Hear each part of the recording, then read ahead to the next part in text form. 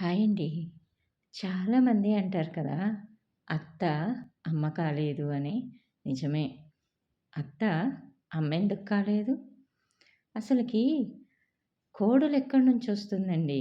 ఒక తల్లి దగ్గర నుంచి, ఒక తండ్రి దగ్గర నుంచే కదా! మరి పెంచేటప్పుడు ఆ తల్లి, తండ్రి అబ్బాయికైనా, అమ్మాయికైనా ఒక్కటే చెప్పాలి. అదేంటంటే మేమెలానో రేపు మీ అత్తగారోళ్ళు కూడా అంతే అని. కోడలొక్కటే అత్తమామల్ని చూసుకోవాలని కాదు. అల్లుడు కూడా అత్తమామల్ని చూసుకోవాలి.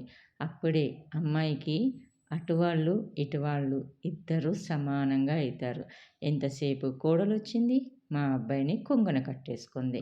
అల్లుడొచ్చాడు, మా అమ్మాయిని గీతలో పెట్టేశాడు అని అంటారు కానీ, మన పెంపకం ఏంటి అని ఎందుకనుకోరు? మనం పెంచి, మనం చెప్తేనే కదా మన పిల్లలు అవి పాటిచ్చేది. అవునా కాదా?